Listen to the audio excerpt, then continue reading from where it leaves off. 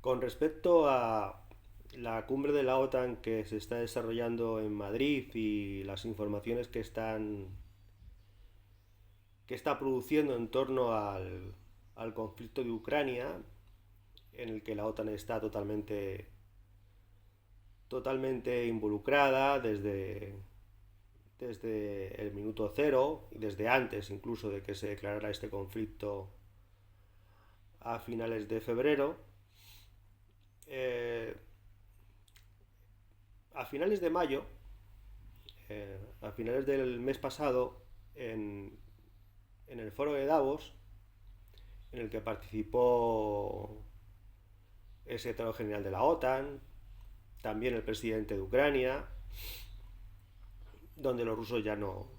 participaron, habían participado el año anterior, pero este año ya no. Los organizadores no los invitaron porque básicamente fue un foro dedicado básicamente a atacar a Rusia. En ese foro, el secretario general de la OTAN ya dejó claro, bueno, no lo dejó abiertamente claro, pero por sus palabras se podía entender que la OTAN no quería dar la imagen, porque todo esto es un puro marketing, una pura política de relaciones públicas, de marketing, un juego de imágenes, de lavarse la cara. En ese foro, como digo, el secretario general de la OTAN ya quiso dejar claro que no quería dar a entender que esta guerra se trataba de un enfrentamiento entre la OTAN, eh, de un enfrentamiento entre bloques, que era lo que modestamente desde mi canal ya planteaba a mediados de mayo, que este enfrentamiento, el enfrentamiento ucraniano, si se prolongaba en el tiempo, podía llegar a ser una guerra regional, porque incorporándose cada vez, entrando cada vez más países en el juego del enfrentamiento entre la OTAN y Ucrania, y teniendo en cuenta todos los escenarios abiertos, todos las situaciones de conflicto que en Europa Oriental ahora mismo hay abiertas entre la Unión Europea, entre Occidente, digamos, y Rusia, y entonces ya me estaba refiriendo a la parte de Transnistria que controla militarmente Rusia en lo que es en lo que ha sido históricamente Moldavia, aunque Transnistria está desgajada por una guerra que se produjo con la disolución de la URSS de Moldavia. Pues bien, teniendo en cuenta ya los enfrentamientos que hay en Europa Oriental, que vienen de atrás entre Rusia y Occidente, Rusia y la Unión Europea, como Ucrania, el Donbass, Transnistria, también la cuestión de la situación política y jurídica de Kaliningrado, la parte que fuera de Prusia, también disputada por Polonia, que quedó bajo el control de Rusia tras el final de la Segunda Guerra Mundial. Pues bien, teniendo en cuenta todos estos lugares donde existen unidades militares de Rusia en Europa, pues si el enfrentamiento ucraniano se prolongaba en el tiempo, ya advertía yo personalmente a mediados de mayo que esto podía acabar en un conflicto regional, como fue el curso de los acontecimientos en la guerra de Siria, sin ir más lejos, de hace ya varios años. Bien, pues el secretario general de la OTAN, como digo, en el foro de Davos vino a dejar claro que no querían que esto se les fuera, no querían que llegara a ser un conflicto regional, es decir, no querían que llegara a parecer como un enfrentamiento de la OTAN por un lado y el grupo de países que militarmente están jurídicamente, con tratados de por medio, militarmente están asociados a Rusia. No querían que llegara a presentarse como un enfrentamiento regional. Y además también a finales de mayo, cuando Estados Unidos vuelve a manda sus eh, misiles de largo alcance, medio largo alcance a Ucrania, también le deja claro a Ucrania que no quiere que esto sirva para que esto acabe derivando en un enfrentamiento pueda parecer como un enfrentamiento entre Rusia y Estados Unidos, ¿no? Luego, ese es el tema, es decir, ellos quieren seguir con la guerra, pero que la guerra, digamos, que no se les descontrole, que no llegue a parecer como lo que de hecho ya es, como lo que ha sido desde el principio, desde finales de febrero, es decir, un enfrentamiento utilizando a Ucrania como peón entre Estados Unidos y Rusia, entre la OTAN y Rusia, en definitiva, entre Occidente y Rusia, o incluso entre Occidente y Oriente. Es decir, un enfrentamiento realmente que tiene toda la pinta, aunque no quieren que se oficialice, como un enfrentamiento internacional entre bloques de países, como un enfrentamiento, podríamos decir, en términos de la derecha esta neoconservadora, que llevó a la guerra de Irak, entre otras, como un enfrentamiento entre civilizaciones. Y esto es lo que no quieren que termine pareciendo, pero es lo que tiene toda la pinta de que acaba siendo, ¿no? E incluso la cumbre de la OTAN y de Madrid, de estos momentos, y sus conclusiones en torno a la amenaza global de Rusia, que supone para la OTAN, como si se conoce que no hubiera otro tipo de amenazas en el mundo,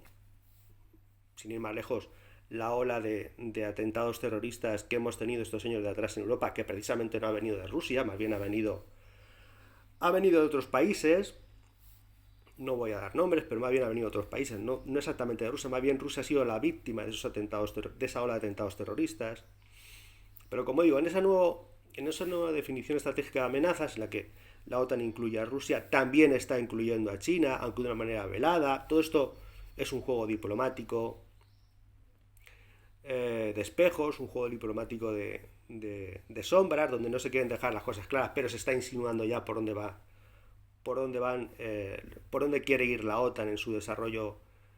agresivo, militar agresivo, por supuesto, autocrítica cero. Aquí todo es un puro autobombo, es un puro marketing. Pues bien, como digo, en la repercusión, o sea, en lo que nos quieren dar a entender de por dónde quieren seguir con el conflicto ucraniano, no quieren que parezca lo que de hecho es, que es un enfrentamiento regional, de bloques en definitiva, entre la OTAN por un lado y los aliados militares de Rusia por otro lado. La guerra, como digo, la quieren seguir prolongando durante este verano porque no les interesa el tema de las repercusiones inmediatas de esta guerra, no les interesa el tema, por supuesto, no les interesa la cuestión de las víctimas. Las víctimas se utilizan también en sus campañas propagandísticas. La destrucción del territorio del este de Ucrania tampoco les interesa, porque para ellos Ucrania la están quemando en este enfrentamiento global que están manteniendo con Rusia. Y como digo, lo que están tratando es de prolongar la guerra, evitando que tengan demasiados daños, ¿no? Y por eso ya dije hace unos días que la minicumbre que habían tenido en Kiev era una cumbre a nivel europeo precisamente para ir controlando los daños y aquello no creciera demasiado y no se extendieran las repercusiones negativas hacia Europa. Es decir, seguir con la guerra de Ucrania para seguir desgastando todo lo que pudieran, recortando todo lo que pudieran las capacidades económicas, las capacidades defensivas de Rusia y en definitiva su influencia internacional, ¿no? Para eso básicamente es por lo que siguen con la guerra, están continuando con la guerra. En eso también hay que incluir la última cumbre de jefes de Estado del grupo de los 7, de las 7 principales economías del mundo, donde por supuesto tampoco ha sido invitada China, lo cual es otro, o sea, China ha quedado un poco fuera de la reunión, porque básicamente la reunión ha sido también para seguir insistiendo en el tema de las sanciones contra Rusia y en definitiva seguir fomentando, como digo, lo que se ve de fondo, que es un conflicto entre bloques y un conflicto incluso civilizatorio, ¿no? Pero sí, tienen que seguir con su política de marketing y de relaciones públicas. Y el último paquete de sanciones que ha salido del grupo de los 7, de las 7 principales economías del mundo, como los intentos para que Rusia se declare en bancarrota, va todo en la misma dirección. Es decir, aprovechar el conflicto de Ucrania para seguir arrinconando a Rusia a nivel internacional, en una guerra que obviamente es una guerra que va mucho más allá del conflicto del Donbass, porque así lo está buscando Occidente. Y por otro lado, Rusia, evidentemente, desde el principio no se ha dejado arrinconar y está luchando por mantener su posición internacional en lo económico, por afianzar el pacto militar que tiene con otros países. En definitiva, que la guerra continúa durante todo este mes de agosto, durante todo el verano, quiero decir, hasta agosto y finales del verano, por el deseo de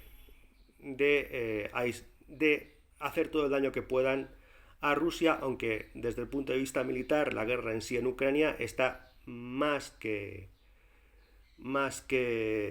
claro cómo va a acabar, cómo está acabando, en un saldo absolutamente favorable, objetivamente hablando, hacia Rusia. Lo que pasa es que ahora mismo no les interesa reconocerlo y por eso van a aplazar la resolución definitiva del conflicto hasta finales del verano, aprovechando toda la presión económica que están desarrollando contra Rusia, para ver luego cómo pueden encarar el comienzo del otoño y si de esa forma la relación que hay con Rusia en cuestiones como la energía pues les compensa, tanto en cuanto al precio en el que Rusia les deje el gas y otros recursos con los que comercia con Europa, como ellos puedan conseguir precisamente esos recursos, gas, petróleo, cómo puedan conseguir esos recursos en el mercado internacional, precisamente por la devaluación que se está produciendo de su precio debido a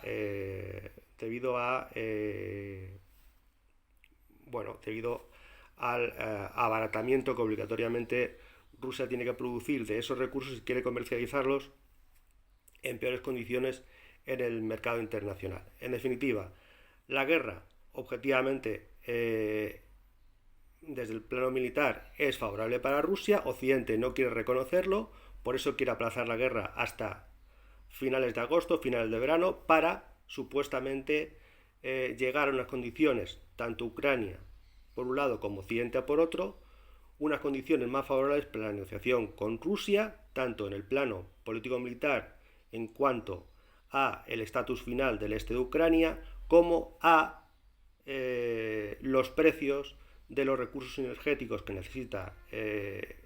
Europa, que necesita Occidente, precisamente para encarar la crisis, la recesión, algunos hablan ya de depresión económica, que se anuncia para los próximos años. Por tanto, necesitan